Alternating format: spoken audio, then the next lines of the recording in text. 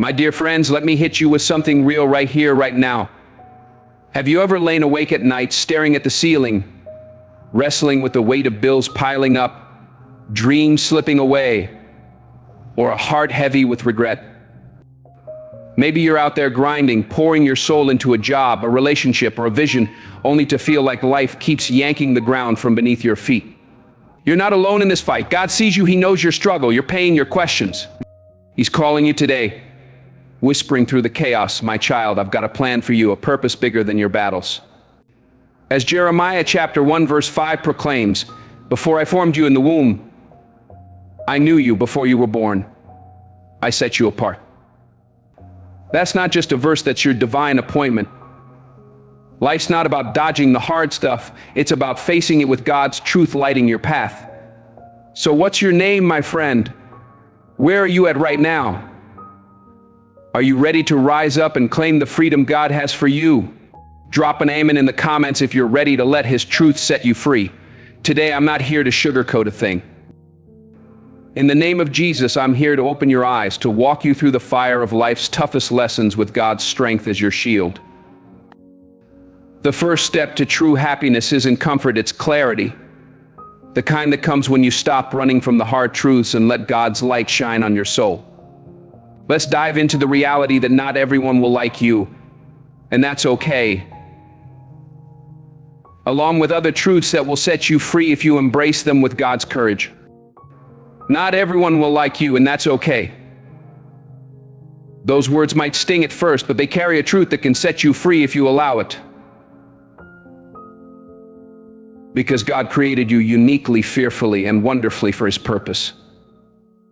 We live in a world where people are constantly searching for approval. Social media, relationships, careers, family dynamics, all of it revolves around being liked, admired, or accepted by others.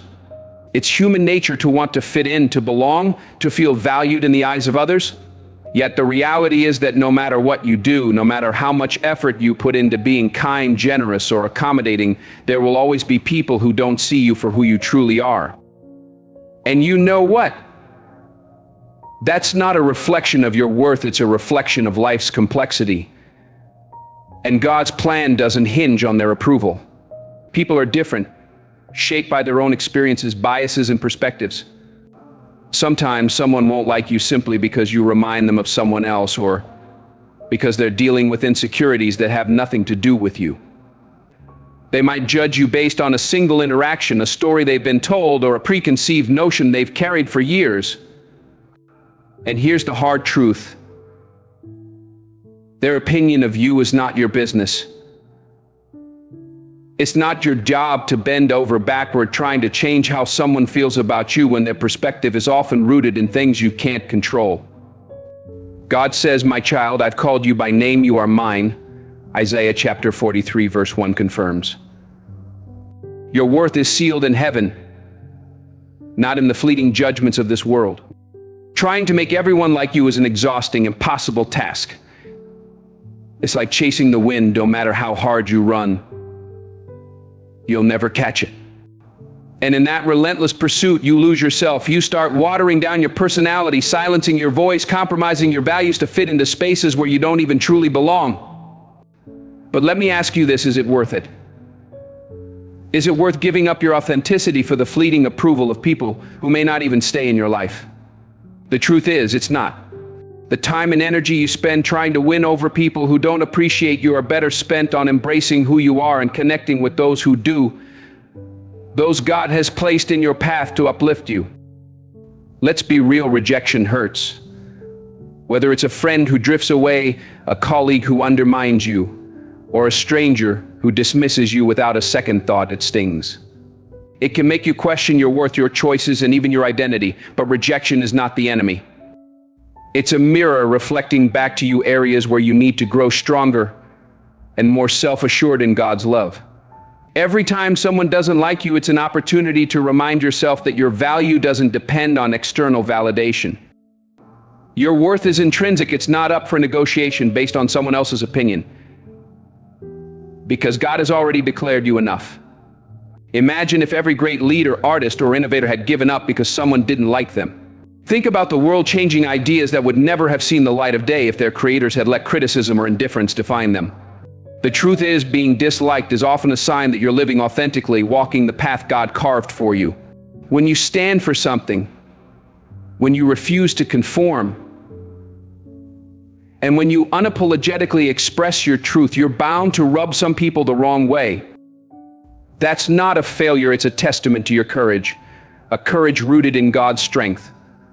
The fear of being disliked often comes from a deeper fear of being alone. We associate acceptance with safety, with belonging, with love. But the reality is that people who genuinely love and value you will stick around no matter what others think. True connections are not based on superficial agreement or fleeting moments of approval. They are built on mutual respect, understanding, and acceptance, the kind God ordains. And those kinds of connections can't be forced or faked. They come naturally when you show up as your authentic self, trusting that God will bring the right people into your life. It's also important to recognize that people's opinions of you are often more about them than they are about you. Someone might dislike you because they envy your confidence, because they feel threatened by your success, or because your happiness reminds them of their own unfulfilled dreams.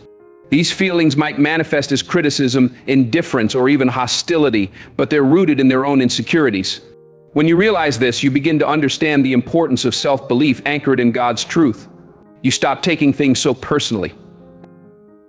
You begin to see that their dislike isn't a reflection of your flaws, it's a reflection of their struggles. The freedom that comes with accepting that not everyone will like you is profound. It allows you to stop seeking approval and start living your truth, the truth God placed in your heart.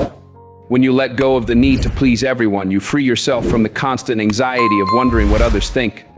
You become more present, more focused, and more aligned with your values, guided by God's purpose. You start making choices that serve your growth and happiness rather than choices designed to win someone else's favor. This shift doesn't happen overnight. It's a process of unlearning years of conditioning that taught you to seek external validation. It requires you to sit with discomfort, to face your fears of rejection, and to remind yourself again and again that you are enough, just as you are, because God says so. It's not easy, but it's worth it, because the more you embrace this truth, the more you attract people who truly align with you, people God has destined to walk with you. When you stop trying to be liked by everyone, you make space for authentic connections with those who genuinely appreciate and value you. Life becomes simpler when you stop worrying about who likes you and who doesn't. You start focusing on what really matters, your goals, your passions, your loved ones, and your own personal growth, all under God's guidance. You begin to measure your success not by how many people approve of you, but by how fulfilled and authentic you feel in your own life. And that's the kind of success that truly matters. It's the kind of success that leads to happiness, peace, and self-acceptance, the kind that flows from living in God's truth. The truth is, you don't need everyone to like you. You only need a handful of people who love you for who you are. And most importantly, you need to like yourself, to see yourself as God sees you, worthy, chosen. You need to look in the mirror and be proud of the person staring back at you, because at the end of the day, the only opinion that truly matters is your own, rooted in God's unchanging love. When you learn to love and accept yourself, the opinions of others lose their power over you. They no longer dictate your choices or your happiness. They become just noise in the background while you focus on living your life to the fullest, walking boldly in the purpose God has for you. This isn't to say you should dismiss constructive criticism or feedback. There's a difference between seeking approval and being open to growth. Listening to others' perspectives can be valuable, but only if you filter out the noise and focus on what truly resonates with you, what aligns with God's plan. Take what serves you and leave the rest. Don't let someone's negative opinion derail your journey. Keep moving forward, confident in who you are and what you stand for, with God as your guide. The reality is, we all have our own tastes, preferences, and judgments. Just as you don't like everyone you meet, not everyone will like you, and that's perfectly natural. It doesn't mean you're flawed or unworthy, it simply means you're human, created by a God who loves you just as you are. Trying to force everyone to like you is not only unrealistic, it's unnecessary. The goal is not to be universally liked. The goal is to be true to yourself, to live with integrity, and to surround yourself with people who uplift and inspire you, people God has placed in your life for a reason. When you fully embrace this truth, you stop wasting time on people who don't matter. You stop chasing after approval that adds no value to your life. You stop letting rejection hold you back from pursuing your dreams. Instead, you channel your energy into the things and people that truly matter, those God has ordained for your journey. You create a life that feels good to you rather than one that looks good to others. And in doing so, you find a sense of freedom, peace, and joy that can't be taken away by anyone's opinion. Because it's rooted in God's eternal love. So what's your name, my friend? What's one person in your life who sees the real you? Drop their name in the comments and give them a shout out for being a blessing. Now let's confront the reality that you can't change the past, but God can redeem it. That statement carries a weight that most of us try to avoid. The past has a way of haunting us, doesn't it? It lingers in the quiet moments, creeps into our thoughts when we're alone, and whispers reminders of mistakes, regrets, and missed opportunities. We replay scenes in our minds, wishing we could go back and do things differently. We imagine conversations we could have handled better, decisions we should have made, or paths we didn't take. But no matter how many times we revisit those moments, the truth remains the same. The past is unchangeable. There's a certain pain in that realization. It's natural to feel a sense of loss for what could have been. Maybe it was a relationship that ended badly, a career move that didn't pan out, or words spoken in anger that can't be unsaid. We carry these moments with us like scars, visible or not, reminders of times when life didn't go the way we hoped. But hear this, God is a redeemer. He takes our broken pieces and weaves them into a masterpiece. As Joel chapter 2, verse 25 states, I will repay you for the years the locusts have eaten. God's promise is to restore what's been lost, to heal what's been broken, if you trust Him with your past. It's tempting to dwell on those moments, to analyze every detail as if somehow, by understanding them better, we can rewrite the outcome. But no amount of reflection can alter what has already happened. The ink has dried and the pages have been turned.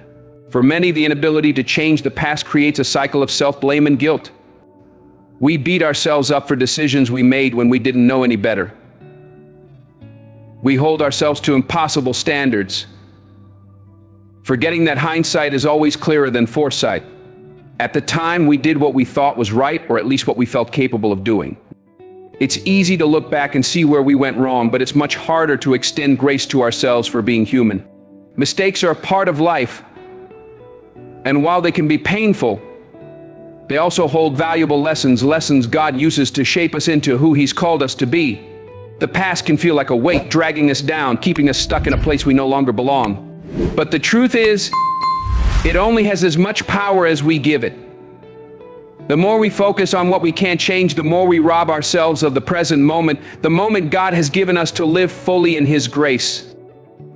Life is happening right now, and every second spent living in the past is a second we lose in the here and now. The present is the only place where we have any control, any ability to make choices, to grow, to heal. By clinging to the past, we give up that power and keep ourselves trapped in a cycle of regret. God says, forget the former things. Do not dwell on the past. See, I am doing a new thing. Isaiah chapter 43, verse 18 to 19 declares. He's calling you to let go and trust His new work in your life. Letting go of the past doesn't mean forgetting it or pretending it didn't happen. It doesn't mean ignoring the pain or dismissing the impact it had on your life. It means choosing to move forward despite it, trusting God to guide your steps. It means acknowledging what happened, learning from it, and deciding not to let it define you. The past is a chapter in your story, but it's not the whole book. You have the power, through God's strength, to write the next chapters, to shape the narrative moving forward. Sometimes people hold on to the past because it's familiar, even if it's painful.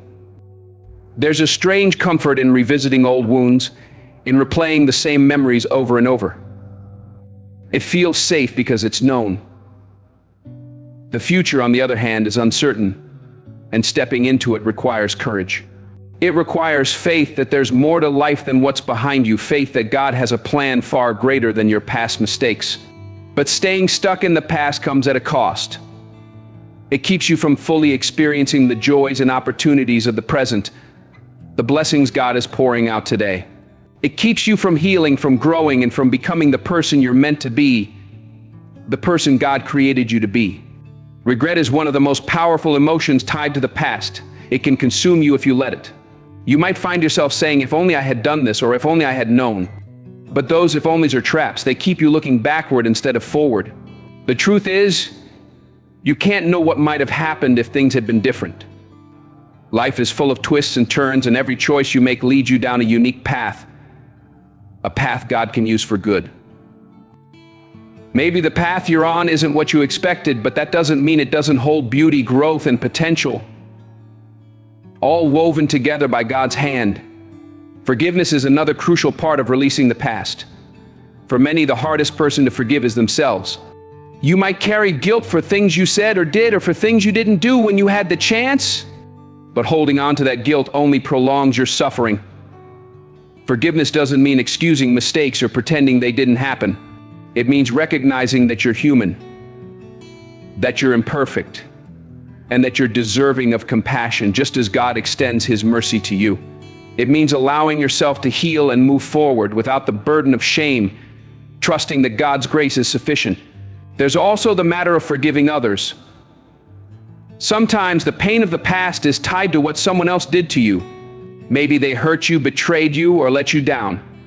Holding on to that pain can feel justified. It can feel like a way to protect yourself from being hurt again.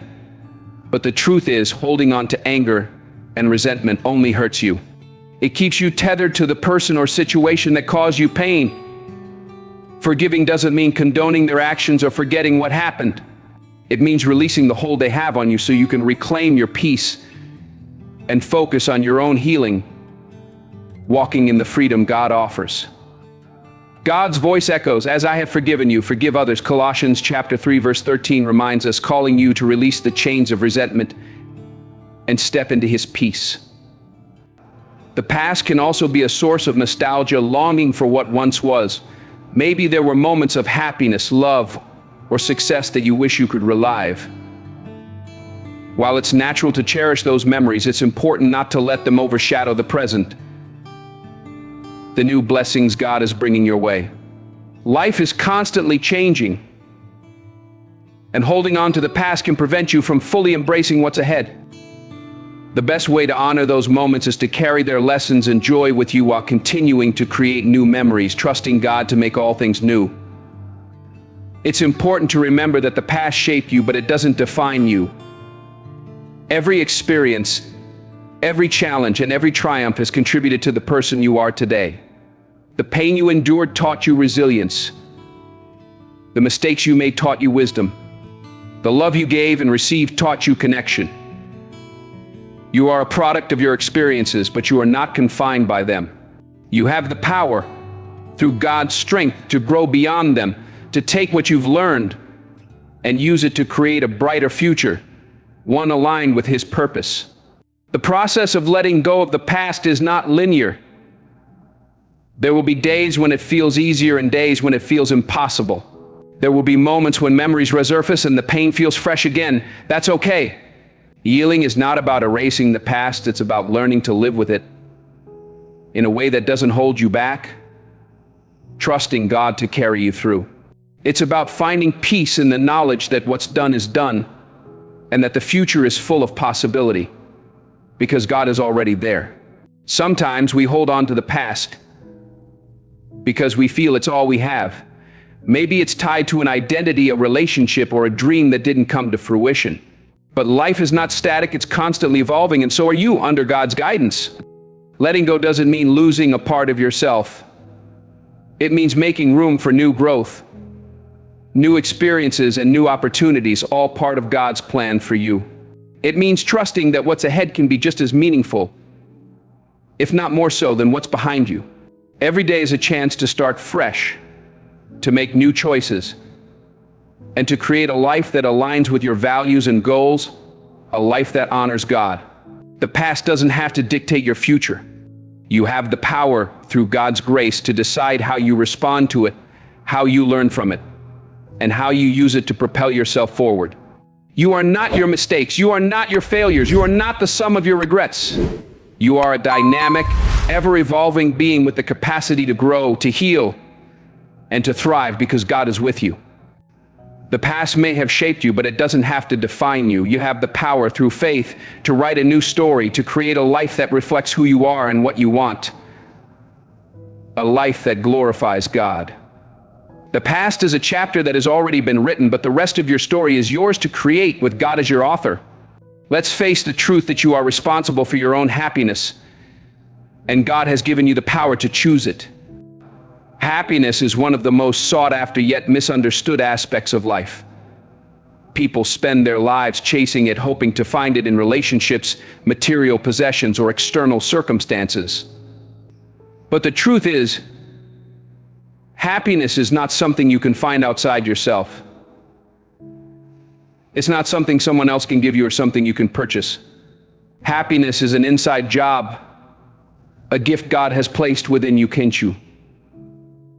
Something you nurture and something you choose with God's joy as your strength.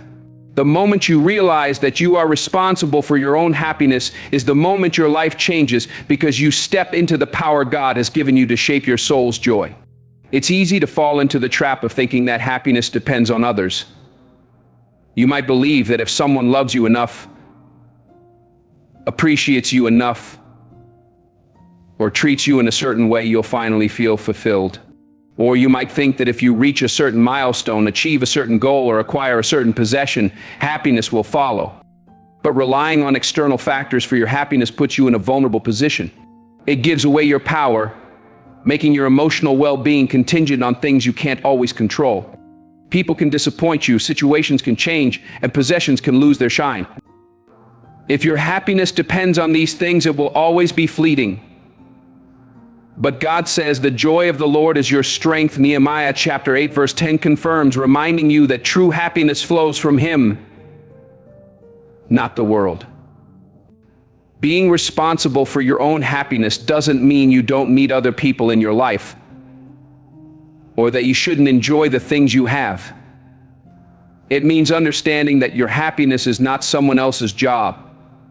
No one else is responsible for making you feel whole, valued, or content, because God has already made you whole in Him.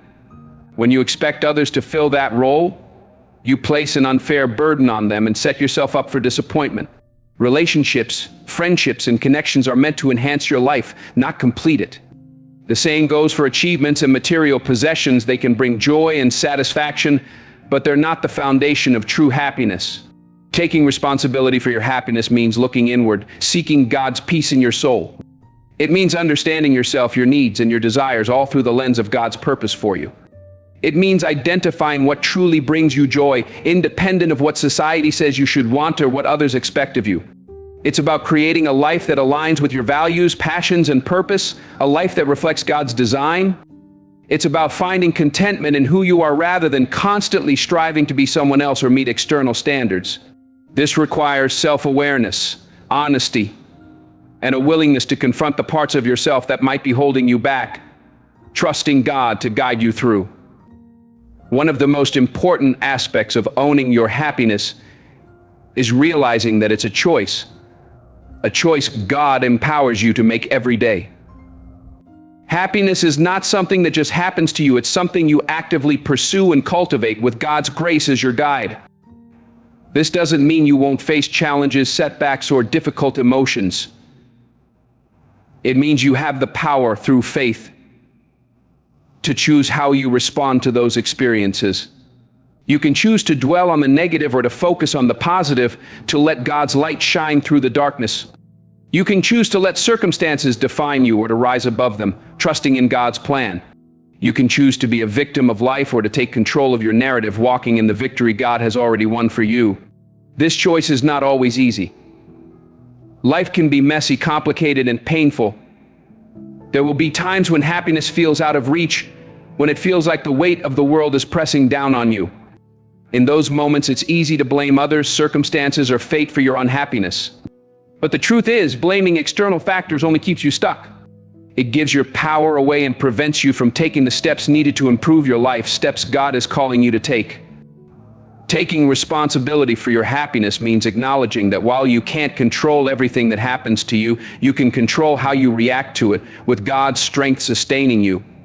Part of this responsibility involves setting boundaries, guarding the heart God has given you. If you allow others to dictate your happiness, you'll find yourself constantly at the mercy of their actions and opinions. It's important to protect your emotional well-being by setting limits with people who drain you, disrespect you, or take advantage of you. This might mean saying no to things that don't serve you, walking away from toxic relationships, or prioritizing your own needs over others' expectations, all while seeking God's wisdom. It's not selfish to put yourself first when necessary. You can't pour from an empty cup. And you can't be truly happy if you're constantly sacrificing your own needs for the sake of others. God calls you to love others, but He also calls you to love yourself as His creation. Another crucial aspect of owning your happiness is gratitude, a heart posture that opens you to God's blessings. It's easy to focus on what you don't have, what's going wrong, or what could be better. But shifting your perspective to focus on what you do have, what's going right, and what you appreciate can transform your outlook. Gratitude is a powerful tool for happiness because it reminds you of the good in your life, even when things are tough, because God is always good.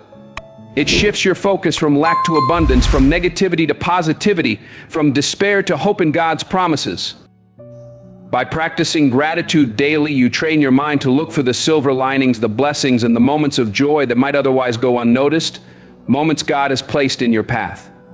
Happiness also requires taking care of yourself physically, mentally, and emotionally, honoring the temple God has given you. It's hard to feel happy when you're neglecting your health, pushing yourself to the brink, or ignoring your emotional needs. Self-care is not a luxury, it's a necessity, a way to steward the life God has entrusted to you. This means getting enough sleep, eating nourishing foods, moving your body, and finding time to rest and recharge, all while seeking God's strength. It means seeking help when you need it, whether from friends, family, or professionals, trusting that God provides community for healing. It means being kind to yourself, forgiving yourself for mistakes, and treating yourself with the same compassion you'd offer a loved one, because God's mercy flows to you. It's also important to find meaning and purpose in your life, the purpose God has planted in your soul. Happiness is not just about feeling good in the moment, it's about having a sense of direction, a reason to get up in the morning, and a sense of fulfillment, all rooted in God's call. This doesn't necessarily mean finding a grand purpose or achieving extraordinary things. It can be as simple as doing work you enjoy, contributing to your community, or pursuing hobbies and passions that light you up, all as acts of worship to God. When you have a sense of purpose, you're more likely to feel connected, motivated, and content even during challenging times, because you know God is with you. Another key to happiness is letting go of comparison, a trap that steals the joy God intends for you.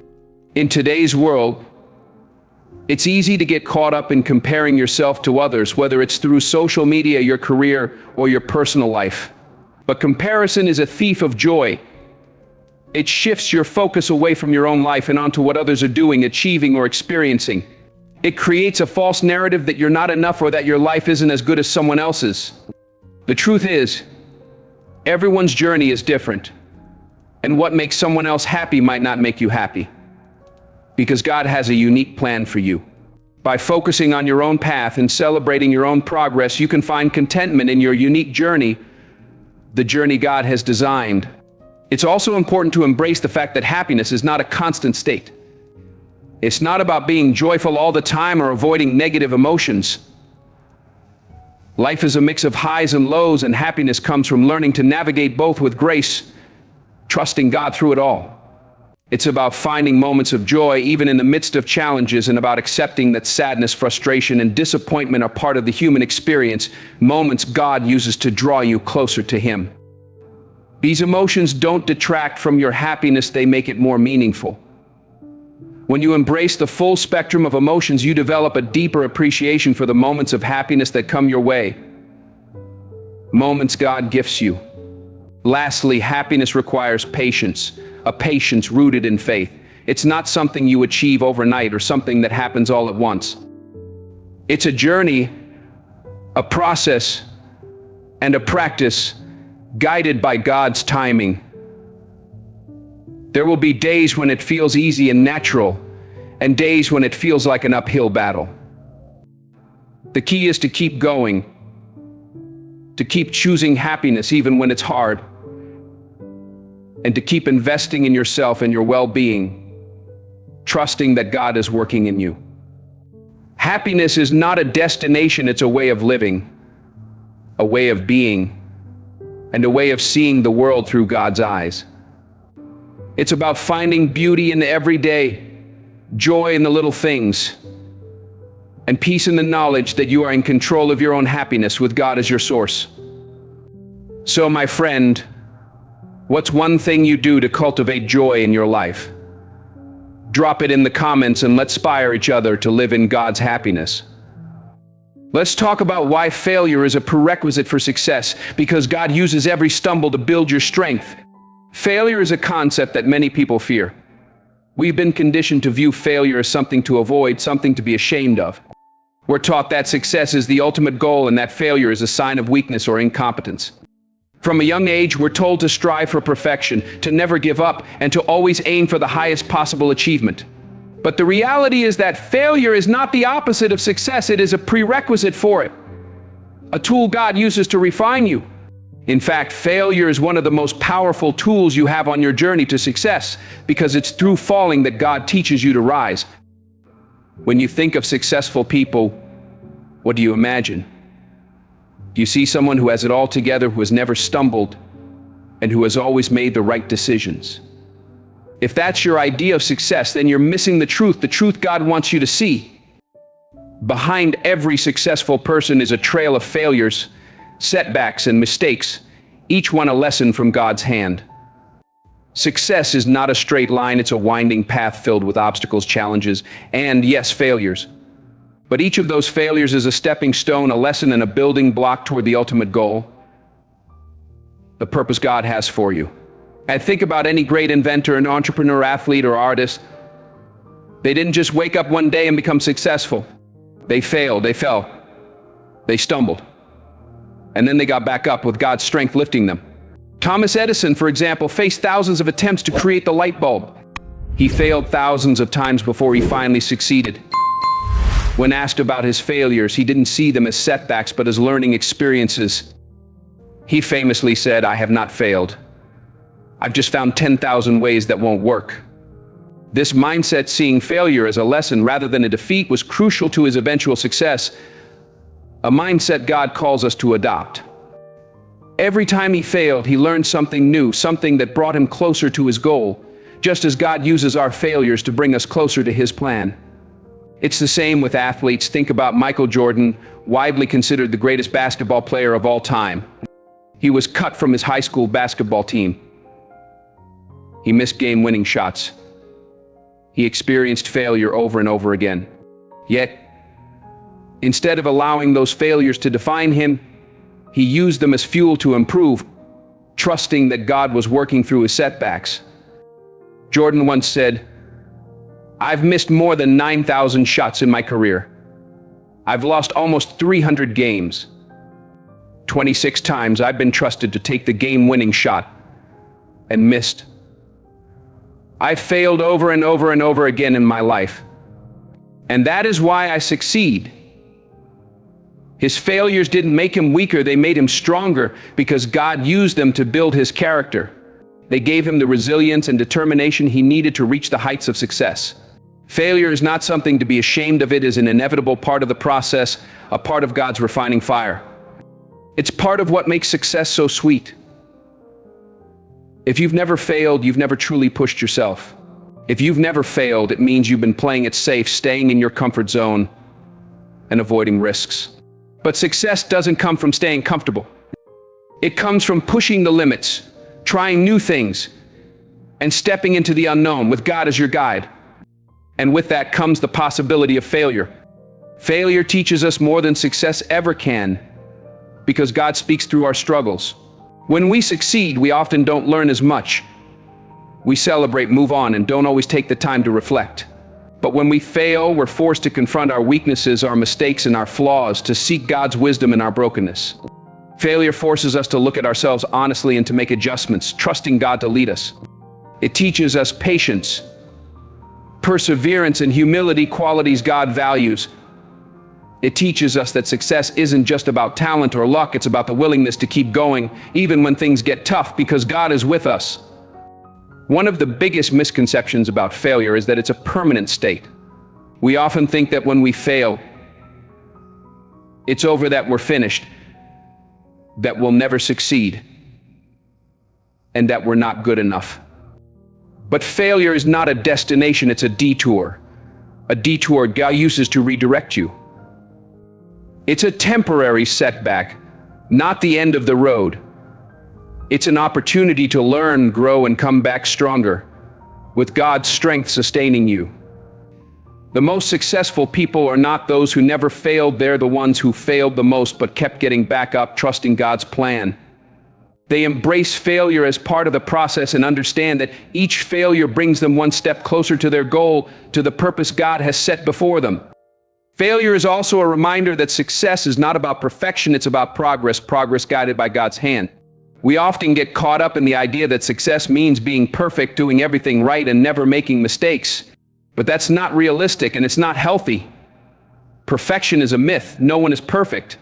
Everyone makes mistakes. Everyone fails. The key is to learn from those failures, to use them as opportunities for growth, and to keep moving forward, trusting God's grace. Success is not about avoiding failure, it's about overcoming it with God as your strength. Failure also builds resilience. This is the key to building resilience in adversity, God's gift to you. Resilience is the ability to bounce back from setbacks, to keep going in the face of adversity, and to persevere when things get tough. Knowing God is with you. Without failure, we wouldn't develop the resilience we need to handle the challenges that life throws at us.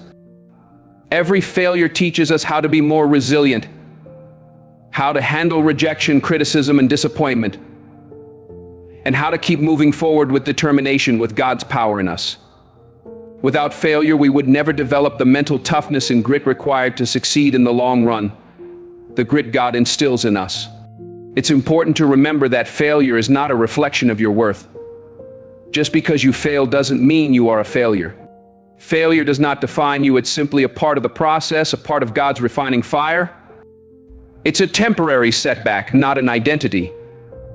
Your worth is not determined by your successes or your failures. It's determined by who you are as a person, your values, and your ability to keep going no matter what, because God has called you His own. When you can separate your self-worth from your failures, you can approach failure with a healthier mindset and use it as a tool for growth rather than something that holds you back, trusting God to guide you. In addition to building resilience, failure also teaches us humility. It reminds us that we're not invincible, that we're capable of making mistakes, and that we're all human yet loved by God. Failure keeps us grounded and humble. It helps us stay focused on the bigger picture, God's picture, rather than getting too caught up in our egos or our accomplishments. When we fail, we realize that success is not guaranteed, that we are not entitled to it, and that we must work hard and stay committed with God's help. Failure keeps us humble, reminds us of our limitations, and pushes us to continue learning and growing under God's guidance. The fear of failure is one of the biggest obstacles to success. It holds us back, keeps us stuck, and prevents us from taking risks. But the truth is, failure is not something to fear, it's something to embrace, because God uses it to shape us. The more we fear failure, the more it controls us. The more we resist it, the more we make it a monster in our minds. But failure is not something to be afraid of, it's something to learn from, something God turns into wisdom. It's a natural part of the journey. Every time you fail, you gain more experience, more knowledge, and more wisdom. You become stronger, more resilient, and more capable of achieving your goals because God is working in you. When you embrace failure, you give yourself permission to grow, to trust God's plan. You allow yourself to take risks, make mistakes, and learn from them, knowing God is with you. You give yourself the freedom to experiment, to try new things, and to step outside your comfort zone with God as your guide. Failure is not the end, it's just a part of the process, a part of God's process. It's the stepping stone that leads to success. So don't fear it. Don't shy away from it. Instead, embrace it, learn from it, and use it to propel yourself forward with God's strength lifting you. Because in the end, failure is not just a part of the journey, it is the journey God has designed for your growth. Drop a 777 in the comments if you're ready to let God turn your failures into stepping stones to His purpose. Now let's recognize why time is your most precious resource, a gift from God to be stewarded wisely. Time is something that everyone has, yet it is something that is so easily wasted. It's easy to get caught up in the daily grind, distracted by the small details of life, and forget just how precious time is, a gift God has given you to fulfill His purpose. Every minute, every second, every hour that passes is gone forever. And once it's gone, there's no getting it back. When you realize this truth, it shifts everything about how you live, how you prioritize your life, and how you spend your days aligning them with God's plan. Time is the one resource that you can never replace, no matter how much money you make or how many opportunities come your way. It's limited, and it's ticking away whether you're aware of it or not. This realization should stir something deep inside you, urging you to use your time wisely to live each moment for God's glory. There's a certain sense of urgency when you truly understand the value of time. Every moment you have is a gift, and when you start to see it that way, it changes your perspective on life, drawing you closer to God's purpose. Most people don't understand how much time they waste on things that don't matter, things that pull them away from God's call. We waste time on things that don't bring us closer to our goals, things that don't help us grow or evolve, things that don't serve our purpose in this world, the purpose God has set for us.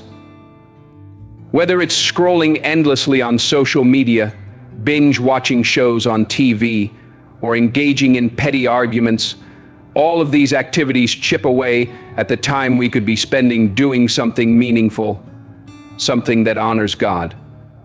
Time, unlike money, is non-renewable. It's a resource that can't be bought, saved, or earned back. When it's gone, it's gone.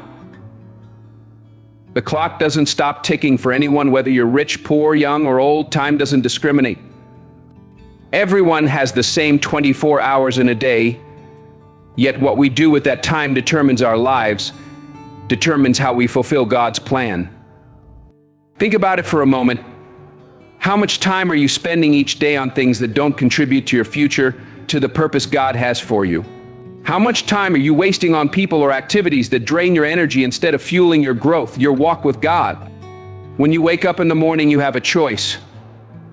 How you choose to spend your time that day will either bring you closer to your goals or keep you stuck in the same place, away from God's purpose. It's as simple as that. You are the steward of your time, and it is up to you to decide how you'll use it with God's guidance. You can't blame anyone else for how your time is spent. It's a personal responsibility, a responsibility God has entrusted to you. When you understand that time is your most precious resource, you begin to protect it with everything you have, guarding it as a sacred gift from God. You start to guard it fiercely. You stop giving it away to things and people who don't deserve it, who don't align with God's plan for you. You stop making excuses about why you don't have enough time, because you realize that time isn't something that just happens to you, it's something you create with God's wisdom.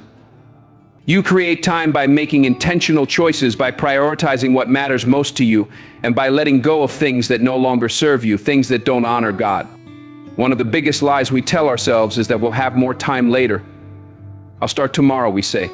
I'll get to it next week, we promise. But the truth is, there is no guarantee of tomorrow. There's no guarantee of next week. All you have is today, right now, this moment, of a moment God has given you. You cannot wait until the right time, because that time may never come. Life doesn't work on your timeline. It unfolds in its own way, in God's way, and it doesn't wait for you to catch up.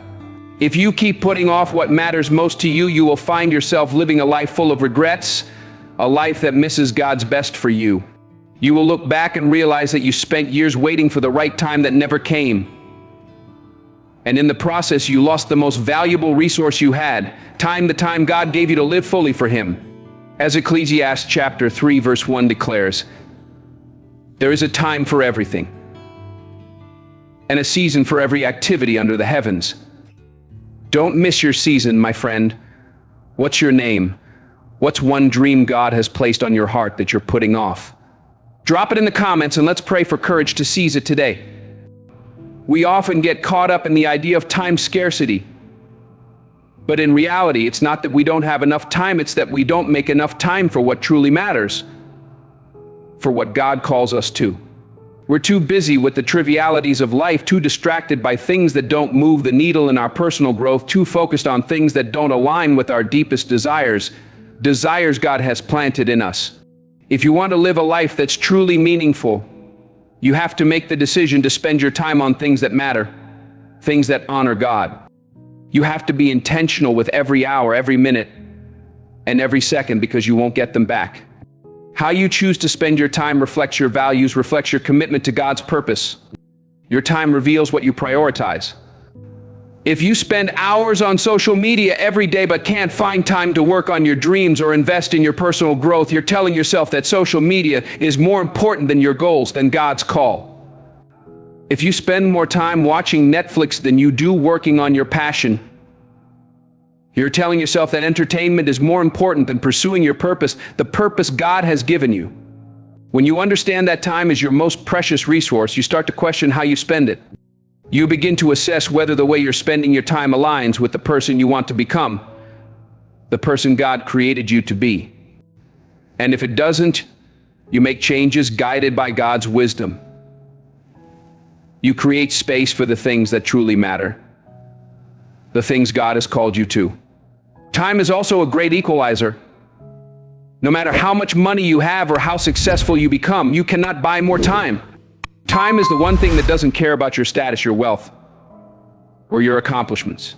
Time is precious not because of its scarcity, but because of its irreversibility, a gift from God that demands stewardship. Each moment that passes is a moment you will never get back. That is why it is so important to use your time wisely, to use it for God's glory. It's not just about doing more, it's about doing what matters most to you, what matters most to God. The people you surround yourself with also impact how you spend your time. If you're around people who waste their time, who constantly complain, or who pull you into drama and negativity, you will find yourself wasting time too, drifting from God's purpose. Your time is too valuable to be spent with people who drain you, who don't support your growth, or who don't inspire you to be your best self, the self God created. You have to learn to let go of toxic relationships and prioritize the ones that help you move forward, the ones God has blessed you with. Your time is precious, and you need to protect it from being consumed by people or situations that don't contribute positively to your life, that don't align with God's plan.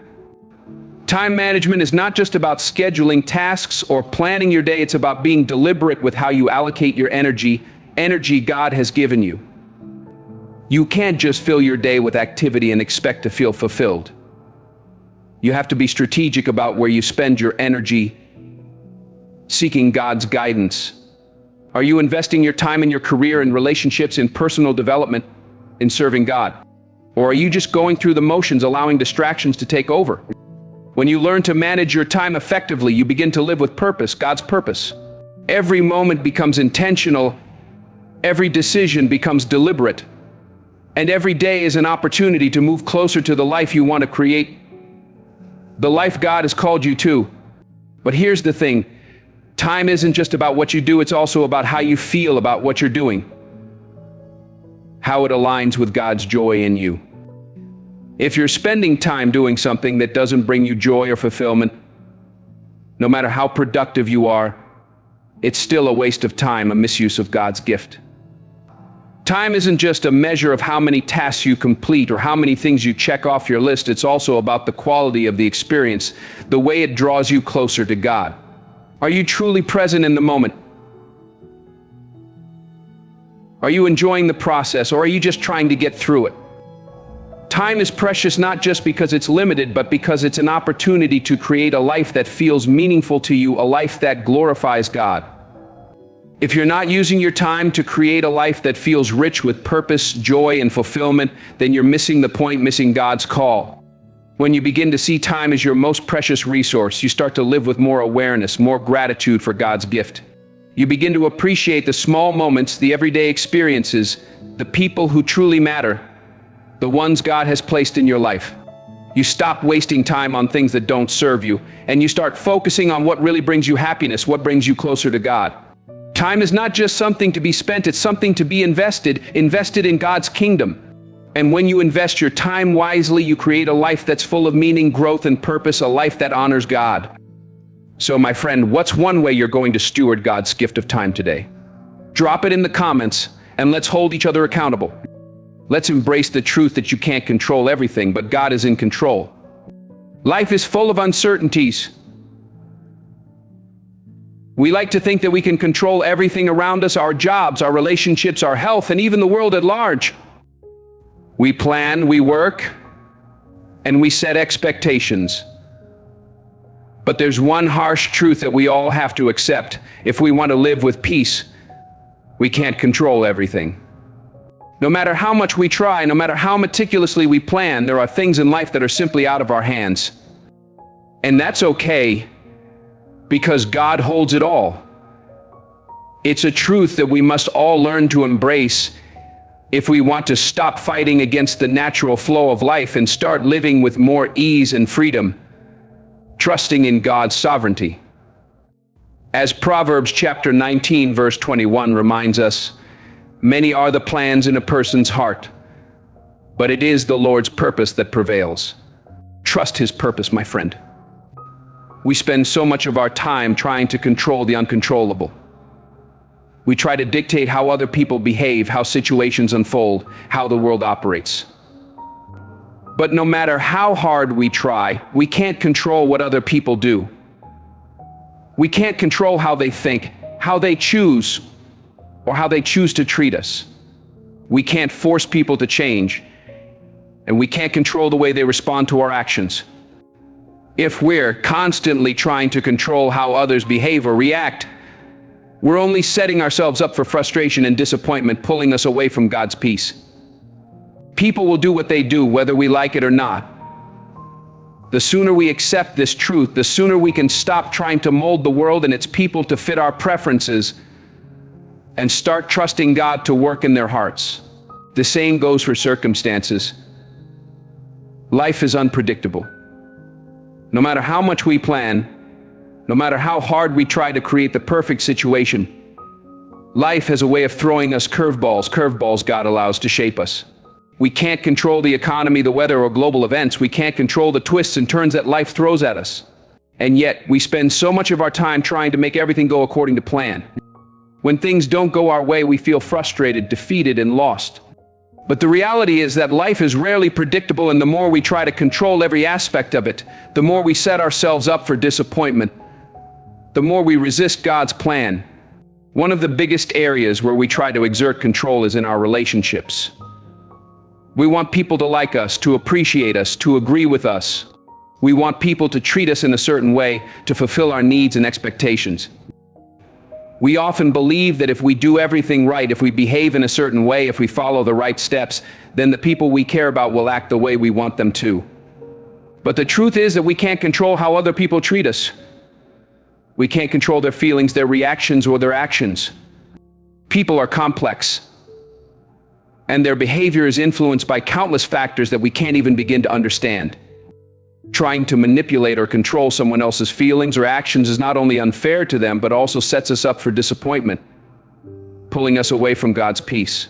Instead, we need to focus on how we can show up authentically in relationships without the expectation that we can control the outcome, trusting God to guide our connections. We also try to control our own lives in ways that often leave us feeling stuck and overwhelmed. We try to control our careers, our health, our success, and our happiness. We strive for perfection, believing that if we do everything right, we will achieve the life we envision for ourselves. But life isn't as simple as following a checklist. There are so many factors that influence our outcomes: timing, luck, other people, circumstances that are beyond our control, but all within God's hands. Sometimes, despite our best efforts, things don't work out the way we want them to. And that's when we need to remember that failure is not a reflection of our worth, but simply a part of the process, a process God is using to shape us. There are times when we will face setbacks, when things will go wrong, when our plans will fall apart. And in those moments, we have to remember that we can't control everything, but God can.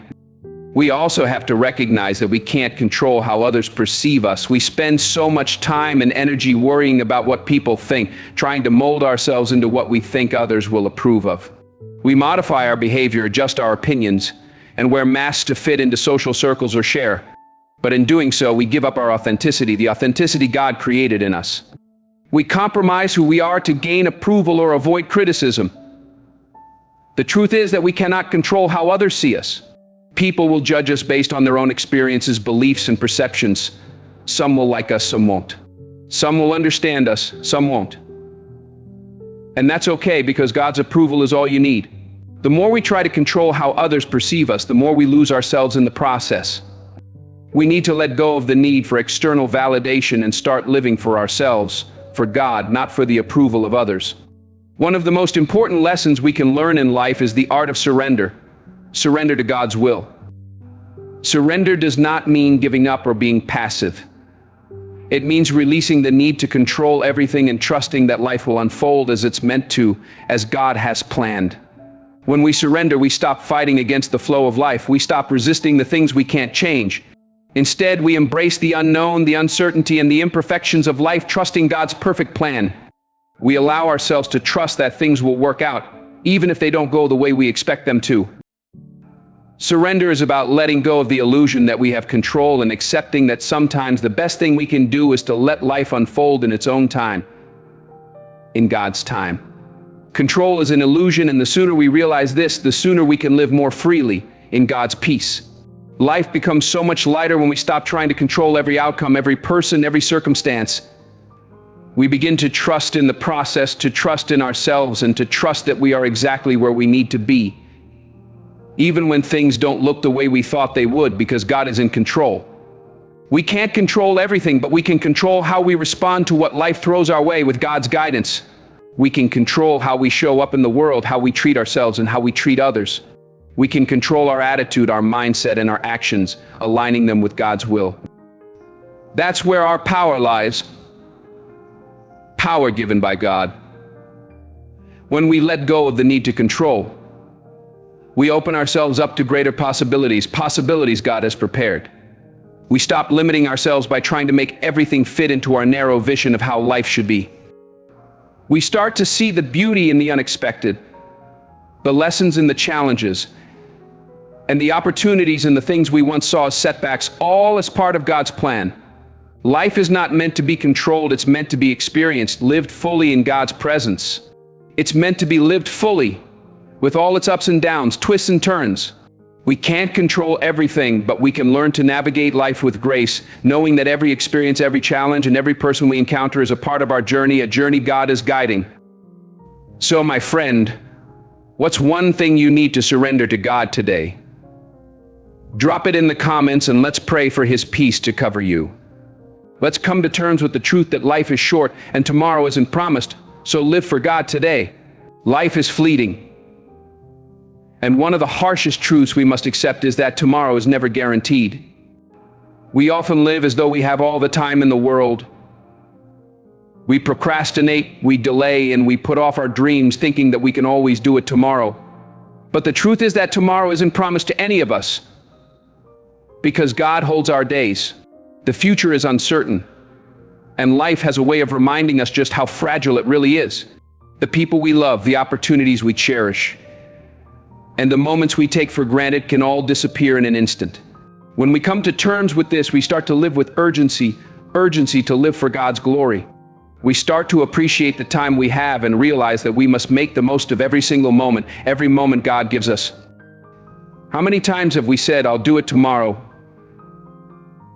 We've all been guilty of it. We tell ourselves that we'll take that trip, have that conversation, or pursue that passion when the time is right. We think that there's always tomorrow to make it happen. But what if there isn't? What if tomorrow never comes? The reality is that the time we waste today is time we'll never get back, time God has given us to fulfill His purpose. We spend so much of our lives waiting for the right moment, for the perfect conditions, for things to align in a way that feels safe and secure. But life doesn't wait for us to feel ready. Life is moving, and it's moving fast under God's sovereign hand. If we don't act now, we may miss our chance and miss God's call. The people in our lives are not guaranteed to be there forever. Relationships shift and change, and sometimes people walk out of our lives without warning. It's easy to take our loved ones for granted, to assume that they'll always be there. But the truth is that life is unpredictable. People get sick, they move away, or they simply drift apart. The people we love today may not be with us tomorrow. And that's a hard reality to face. But when we accept it, we begin to cherish our relationships more deeply as gifts from God. We stop waiting for the perfect time to tell someone we love them or to spend quality time with them. We make those moments count. We show up, we love fiercely, and we do so without hesitation because we know that we never know what tomorrow will bring. But God knows, and He calls us to love now. There's a certain urgency that comes with the understanding that time is limited. It forces us to look at our lives through a different lens, a lens of God's eternity. We start to see that the things we thought were important, our possessions, our status, our ambitions, are not what truly matter in the grand scheme of things in God's kingdom. What truly matters are the experiences we have, the people we connect with, and the moments of joy and love we share, all as acts of worship to God. When we recognize how short life is, we begin to focus on what truly matters. We stop sweating the small stuff and start investing our time and energy into the things that bring us fulfillment and meaning, things that align with God's purpose. We often let fear hold us back from living the life we want.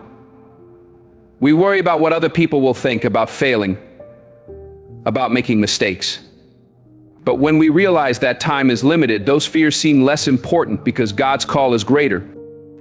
Life is too short to live in fear. It's too short to let the opinions of others dictate how we live. It's too short to be afraid of taking risks, of stepping outside our comfort zone, of pursuing our dreams, dreams God has placed in our hearts. We only get one shot at this life, and it's up to us to make it count, to live it for God's glory. We have to stop waiting for permission to live the life we truly want. We have to stop waiting for the right time and start making the time, trusting God's timing. The fear of death often makes us think that we need to accomplish everything in our lives before we're gone. But that's not the case. What matters is not how much we do, but how deeply we live for God.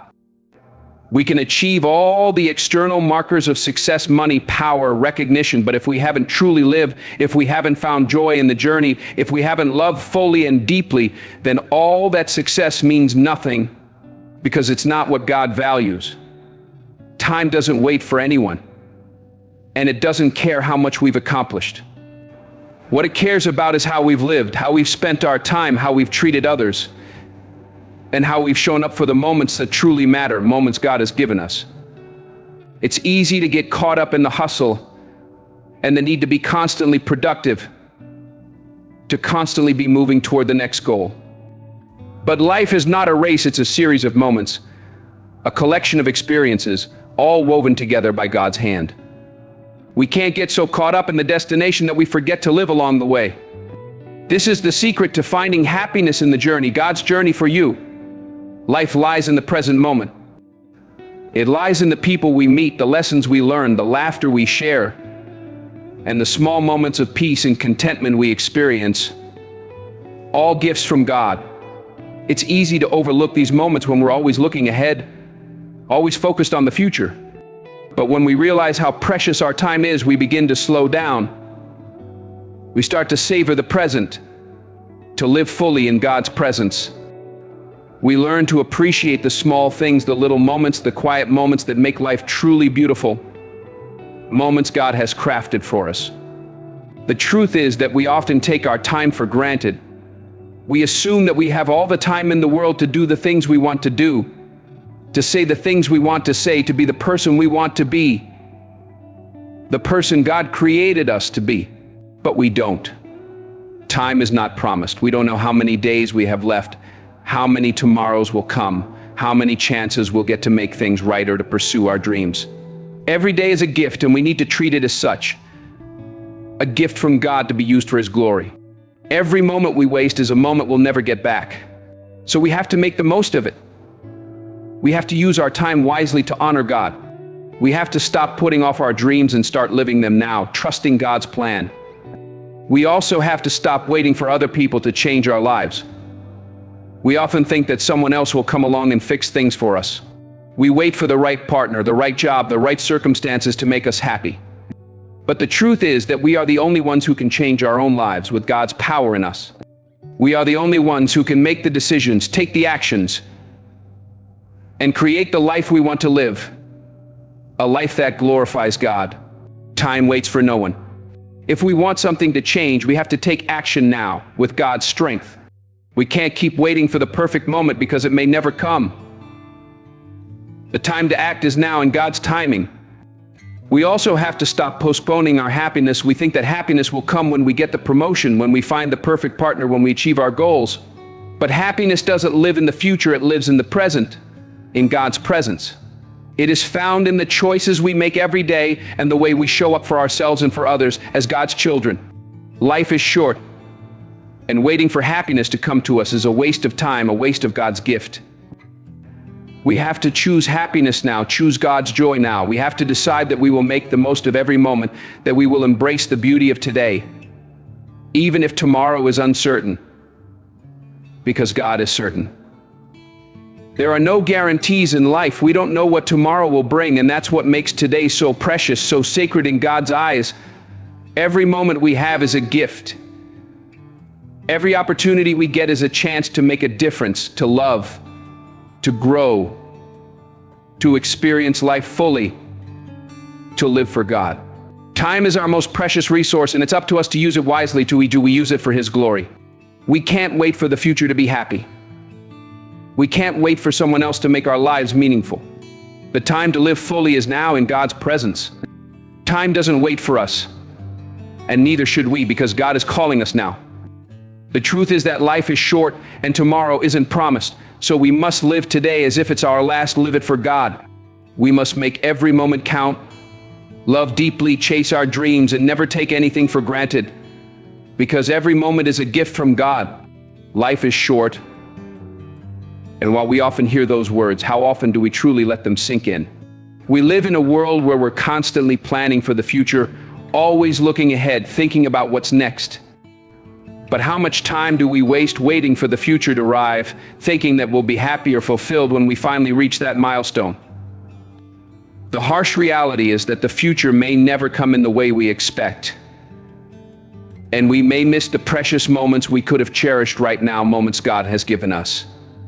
The truth is, tomorrow isn't guaranteed, and this knowledge should shake us awake, shake us into God's purpose. How often do we postpone living our best lives thinking we have all the time in the world? We wait for the perfect moment, the perfect circumstances, the perfect conditions. We put off saying the things that matter most, pursuing our passions, or spending time with the people we love. We tell ourselves, I'll do that tomorrow. But what if tomorrow never comes? There's always the possibility that the people we love, the things we want to experience, and the goals we want to achieve may not be there when we wake up. This doesn't mean we need to live in constant fear or anxiety, but it should serve as a reminder that every moment is precious, a gift from God to be cherished. There is something deeply humbling in realizing that our time is finite. It forces us to confront how we choose to spend it, how we prioritize our lives, how we honor God. We start to notice the small moments we used to overlook, the laughter of our loved ones, the beauty of a sunset, the feeling of doing something that truly brings us joy, all blessings from God. Life doesn't wait for us to be ready. It doesn't wait for us to feel comfortable or perfect. If we wait until everything aligns perfectly, we may never get started, may never step into God's purpose. The brevity of life also teaches us about the importance of relationships God has given us. We often assume that people will be around forever, but we don't know what tomorrow holds. This truth can shift our perspective and make us appreciate the time we have with the people we care about as gifts from God. It calls us to be present, to show up fully for the moments that truly matter, moments God has ordained. It's a call to action, urging us to stop waiting for the right time and start living the life we've always dreamed of today, not tomorrow, for God's glory. Every second counts, and when we truly embrace that, life becomes richer, more meaningful, and more alive in God's presence. So here's the truth. Happiness doesn't come from avoiding pain or sidestepping challenges. It comes from facing life head-on, from accepting these harsh truths and choosing to rise above them with God as your strength. Life doesn't owe you comfort, but it does offer you the chance to grow in God's grace. This is your final motivational push, your divine call to action. Take that chance. Own your truth and watch how, little by little, the weight lifts and the joy finds its way in, the joy God has promised. Because when you stop running from life and start living it, trusting God's plan, that's when you'll finally be free in His love. As James chapter 4 verse 14 reminds us, why you do not even know what will happen tomorrow. What is your life? You are a mist that appears for a little while and then vanishes. So my friends, what's your name? What's one dream God has placed on your heart that you're ready to chase today? Drop a 777 in the comments and share your story. Let's lift each other up, pray for one another, and declare God's victory over our lives. Hit that like button, share this message with someone who needs to hear it, and subscribe to keep walking this journey of faith with me. Let's live boldly, love deeply, and make every moment count for God's glory.